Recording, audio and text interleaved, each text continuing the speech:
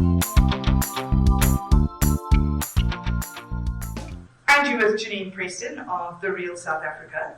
And as The Real South Africa, and The Real South African actually, we just love to celebrate our craft. And one of our crafts are the fact that we have great theatre. We have great actors, actresses, and great theatre. And thank heavens, theatre has come back. It has moved musicals to the side for now, and they've allowed theatre to actually come back to the stage. One of the things I think I've missed the most, I think the last show that I saw that was a decent play was also by Paul Slabolepszy. It was Heel Against the Head in 2010 with Bill Flynn, who sadly is no longer with us. Yeah. But just a great show. We were there with all the rugby guys, Francois Pinault, and them sat all in the front row. We laughed together.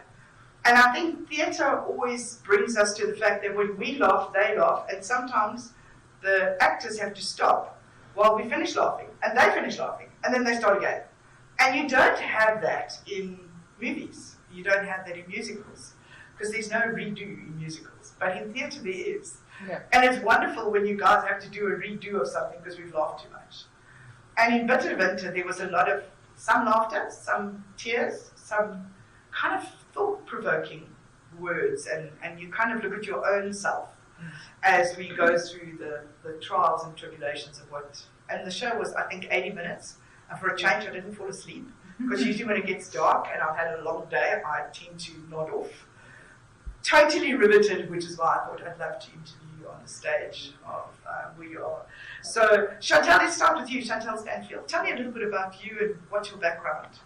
So I've been performing since I was like 5 or 6, but professionally this is my 20th year in the industry. I graduated from UCC in 2005, and it's great being in a Paul Slabolepszy piece because he's one of the South African writers that we use his text often in drama school. So, and I also I was in the same year at drama school as his daughter Fran. So it's a bit of a full circle moment. 20 years later, having graduated, this picture of myself and Fran at the what was then the Jammy Hall, I forget what it's called now. I think it's out of Bartman Hall.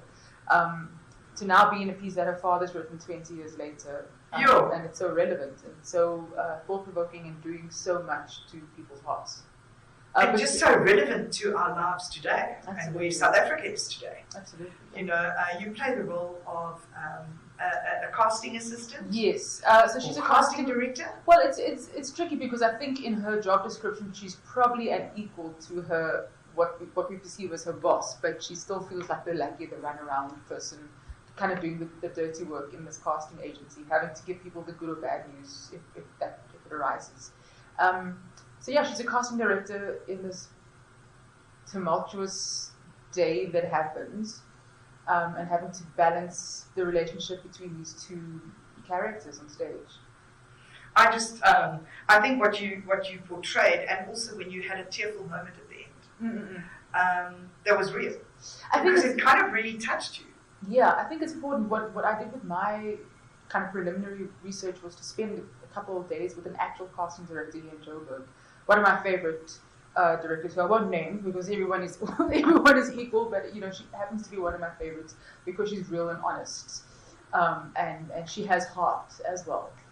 So I drew on a lot of the stories that she had with all of, this is the crazy thing, everything that is represented, everything that my character Felicia feels and has to deal with, is what every casting director has to deal with. You have to be professional and businesslike, but you can't. You're not a robot, you're a human. Absolutely. And it does eventually get to you. I mean, I would imagine the character going home after the end of this show and finishing a glass of wine or taking something to deal with the heaviness of the day. And I think that is something that would happen often in a casting director's life. I'm sure it would. And as though, although your role was minor, it was major. Because you held the room together. When the room kind of had a bit of an opportunity of going skew, you popped back up, fixed the urn, kind of just did the let's put it back together and walk out again. Yeah. So well done to you. That was really amazing. Thank you. It's easier to see it as a plot device, the character. So as the actor, you're like, oh no, I'm so like invested in part of the character. But in the same vein, the character is a plot device to diffuse or egg on or increase the temperature between these two other characters. So it's really interesting kind of dance that happens when the three of us are on stage, and so I do miss it when I'm not on stage. I'm sure you would, and I think you guys have to do it day after day, night after night. You have to put the same emotions you did on opening night as you do on the closing day. And that's what I respect about actors of the theatre, is when you do a movie, you do a take and it's closed and it's put away. But when you guys are on stage, you have to do that same emotional story that you do every day. So, because the audience is new. They didn't see you yesterday. They didn't see you the day before then. So well done to actors like you who really, your craft is who you are. You know, brings us to Andre Odendaal. Tell us a little bit about you, because I see you've got a few Lesedi's or one. How many do you have? I have one Lesedi, but I think I won my first acting award in 1988. Best newcomer back in the day was Gilward, still directed the play, and then the following year for The Tempest, Pieter Robert, 89. And then I've won one or two directing awards. I had a film out on Netflix, and it's still on Amazon, called Gat in die Muur. Now that's an interesting name. Can you imagine trying to pronounce that in English? Or American, as it were. And that won best film at the Southampton Film Festival. I can't remember. So I've been on both sides of the game as an actor and as a director. Always go back to theatre, because that's where you hone your craft. Because I think sometimes if you do too much film and television, you can get lazy. The craft can lapse a bit. So, but that's why I can never understand why movie guys get paid far more than theatre guys. Well, I think here, only in America. I suppose so. Yeah. Depends on the budgets and all kinds of things, you know. I do find that often, generally here in South Africa, there's a tendency to rush things a bit too much, and that's also why theatre is lovely, because you're allowed to process, you're allowed to discover layers of a character. Whereas, a lot of television and film happens so fast, you don't have time to get to the third layer of the character, and then it's in the character, you have to move on. So theatre is, and the character says it in this play, it is where you hone your skill, where the steel of a performing artist is forged. And it is a truth. And you bring it out in the play as well. It's I just hope more students from the arts and students from drama college come to see the show. Yeah. Because in it you specify the relationship between the two of you, where he says you don't know enough, and you're saying, but I do because I'm more famous than you. But he then brings up and it's not the exact words because I can't remember the whole play, but it's that interaction between you where he's trying to say, you know what, you need theatre to learn your craft before you can do anything else. That's the biggest stars, film stars in the world. I'm talking about Cate Blanchett, I'm talking about De Niro, I'm talking about Pacino, I'm talking about Denzel Washington. And J-Lo. All of them regularly perform in theatre. I mean, Cate Blanchett owns her own theatre company in Australia, which she is the artistic director of. And these are things that John Malkovich, Gary Sinise, you can name them, one on Meryl Streep, you can name them, they all come from theatre. They all go back to the theatre. And then, of course, every performance is different, because you have a different audience reacting in different places.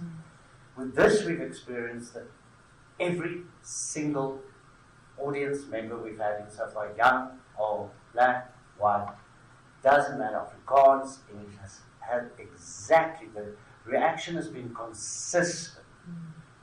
And that's when you know you are doing something that's really speaking to people on another level. Well, it's like reading a book, because when you left, the show ended. I wanted to go home with you to see where you lived. I wanted to see where the shop was that you worked in. because it kind of, for me, gave that continuity that started with you here. I wanted to meet your kids and see the house that you built. I wanted to meet your director. John, didn't you want to give Jean-Louis Lourens a bit of a deposit? Absolutely. You know, just because you kind of know someone like you. Like I know someone like you. I know someone like you. You fill a role, all of us know, not particularly in the theatre, like in a theatre role, but we know someone like you. We know somebody who's hit those times. We know somebody who is in their job situation. We know somebody who speaks on the phone like you do. You know, who has your story. We have those people in our lives. So what you did in Bitter Winter was you brought that into our lives that made us want to go home with you and say, don't worry, it's going to be okay. Yeah. You know? It was a very powerful piece, and you brought it to life, which is why I really wanted to talk to you. And it's the first time we're doing an interview with the actors of a cast, because normally we interview the director or the writer, but very seldom do we interview the people who play the part. But in this case, I just felt that you all brought such justice to the play. And after I'd interviewed Paul, and we had such a moment in the studio when he was like, I started this a while back, and you know, I just did this, and you know, Paul, he's always flippant, he doesn't, you know. And it's wonderful to see you in South Africa, to be South Africans, to be here. Yeah. Can I just, before Oarabile talks, just quickly do a little bit of promotion on your show? Absolutely. We've just been called by Robin Sasson, great theatre reviewer, to Play of the Year. So that is amazing. And a bit of a, he must have got my vote. so, They should let the public vote. yeah. There shouldn't be a board. There's, like the same with the Oscars. Let the people who watch the movies vote. Because actually we know what we want to see. Exactly. And yours should definitely win. If there was a casting vote for the public, I know everybody who read my review, who I said they need to buy tickets to see it. You don't only buy tickets to see the show, you buy tickets to support the next one. Yeah. Right. To know that what you're doing is real, and to know the difference you're making in our lives. And that's what I think is the most key component of what you do. Because when you work as a secretary, your boss gives you an increase. When you work in the theatre, your response is your audience. But you don't always know, and it doesn't always go into rands. It doesn't translate into rands. Yeah. You know, we get that. So now it's your turn. Now I'm going to pronounce your name. Let's give it a shot. Shall I give it a shot? Yeah. Khalid. You see, we need to be in the casting couch together because he's going to laugh at me. Oarabile. Oarabile. There's no K. Oarabile. Oarabile. Yes. Oarabile Ditsele. Yes. I got the surname right. Aren't you proud of me? I'm so proud of me. And they asked me why I wouldn't read the news on a radio station. I said, because I can't pronounce many people's names. It'd be a waste of time. Yeah. But you just took such a key part because you barreled onto the stage. We were expecting the director to come from because you were waiting for a director to come from the airport. So we actually expected Paul to walk through the door. Imagine. He's going to walk through the door. Yeah. And then you walk through the door. And I just thought, I wonder what role he's going to play. And then you kind of sat and talked on the phone while you wandered around the stage and kind of just trying to find coffee and do all that. And the Americana coffee just threw me because in this country I'm always saying, when they say, what kind of coffee? And I say, just a coffee. And they go, Americana. I say, flippin' coffee with milk, dude. Just coffee with milk. So I'm always amazed about that. So tell me a little bit, is it something that you brought from your life before you, what you brought into the role, and what's your background to theatre? Well, I started theatre, well, let me say acting in grade 8. I was going to say, the school play. Yeah, that was, they just introduced drama at school, actually, because it was arts and culture before, so we were doing a lot of traditional dancing, poetry, and then they introduced drama, and I was like, man, what is this? Let me change my subject and do drama. And then I fell in love with it, and then the rest is history. I went to UCT, graduated from UCT in 2015, and then we wrote a couple of shows. The most prominent one was The Fall, which like kind of documented the whole student movement from Trees Must Fall, Roads Must Fall, all of that, and then we toured around the world for a bit, and then came back in 2018, and then I was like, I'm gonna leave theatre for a bit. I need to make money, You know? That's the sad reality, isn't I it? need to leave a bit. We need to change that. I'm on a tirade to change that. True. And then, I've stopped theatre for a bit, did my own grind on the side. And then I came back. Lesedi Job, our director, is the one actually that said, "Bile, man, you gotta come back to the stage." So in 2022, we did a show called Kill Move Paradise. Yes. Yeah. So when she called me now, last year. Yeah, she called me last year. She's like, "Dude, I have this role. Do you want to try it out?" I was like, "Sedi, for you, man, I'm jumping in." Turns out, Prosper Mangane is about me. And I'm like, wow, this character is really encapsulated. And it's not demographic, man, but it's really an age thing where my generation is at right now, where you think you know a lot just because you are so, you have access to social media, you have access to current directors, the kind of relationships that you leverage on, and also the stories right now are about more the youth than anything else. So I was like, damn, man, I feel like Paul modeled this character off of me with where I'm going.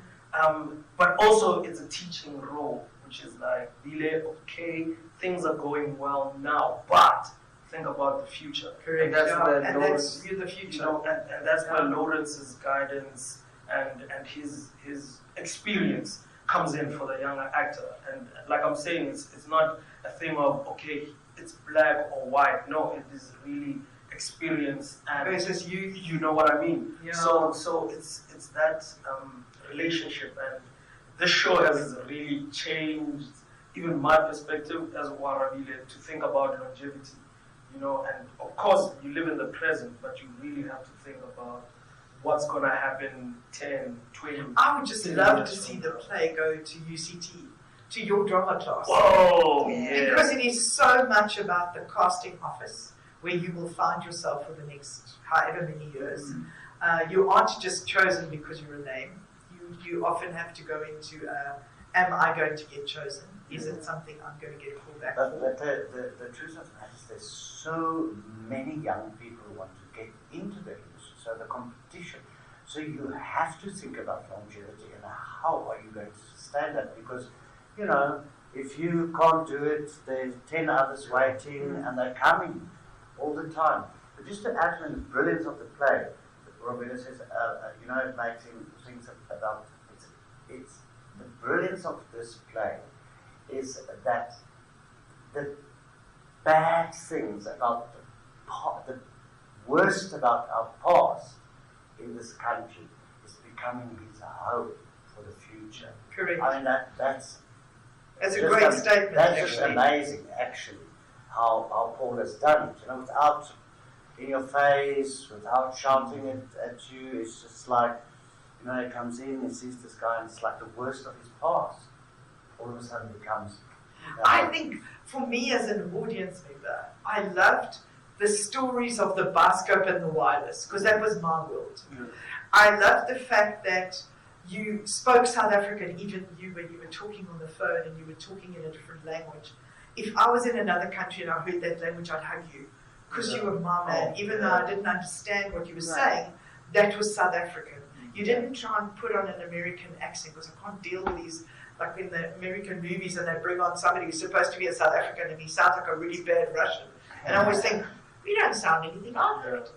So here in this play, to see the interaction between you and you learning from Andre, and Andre learning from you, and you coming in to say, okay, enough learning now, they've got to bring it back to reality. This is what we're doing here. And I have to now tell him he's not going to get the role. And you have to remember that as much as you want to help him, your future's at stake. It's a terrible situation to be in, actually, because as a human being, you want to help. But to raise your family, you can't. That's really what the reality was that you brought in. It doesn't matter whether you're an actor or whether you're a car mechanic. It's pretty much the same. True. You know? So where do you see you guys? Are you going to take this play on the road, or are you going to Absolutely. do amazing We have things? plans, yeah. We have plans. We've had quite a few. We had 2 American people in last night. And you know, I quote these things in humility.